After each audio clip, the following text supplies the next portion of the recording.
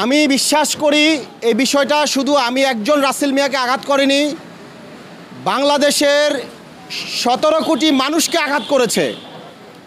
আপনারা জানেন ঢাকা বিশ্ববিদ্যালয়ের ক্যান্টিনে প্রথমে তাকে খাবার খাওয়ানো হয়। তাকে যে খাবার খাওয়ানোর পর নিশ্চিতভাবে মেরে ফেলবে এটাও তাদের একটা পরিকল্পনা রয়েছিল, যা আমরা বিভিন্ন ভিডিও এবং বিভিন্ন ফুটেজের মাধ্যমে ইতিমধ্যে আমাদের কাছে বিষয়টি স্পষ্ট হয়েছে। আমি বলতে চাই, ঠিক এই জাতীয় প্রেস ক্লাবের সামনে দাঁড়িয়েই আজ থেকে 3 বছর আগে 2022 সালে মাওলানা দেলোয়ার হোসেন সাঈদীর মুক্তি চেয়েছিলাম আমি রাসেল মিয়া, যার কারণে জানেন আমার জেল জুলুম হয়েছে।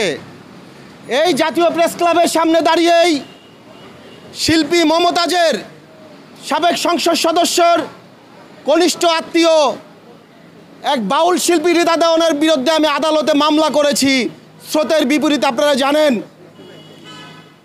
আজকে এই প্রেস ক্লাবের সামনে দাঁড়িয়ে একটা বিচারের আবেদন করছি মাননীয় উপদেষ্টাদের কাছে এবং সরকার প্রধানদের কাছে।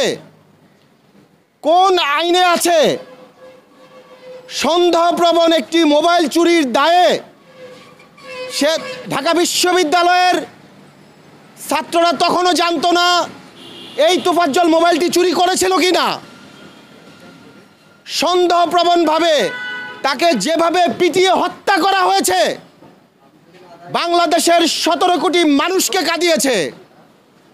আজকে এই প্রেস ক্লাবের সামনে দাঁড়িয়ে বলতে চাই, আজকের মধ্যে যদি রাষ্ট্র এই ঘাতকদের ব্যাপারে আইনগত ব্যবস্থা গ্রহণ না করে তাহলে 17 কোটি মানুষের পক্ষে আগামীকাল কোর্টের বারান্দায় আমি রাসেল মিয়া দাঁড়িয়ে যাব।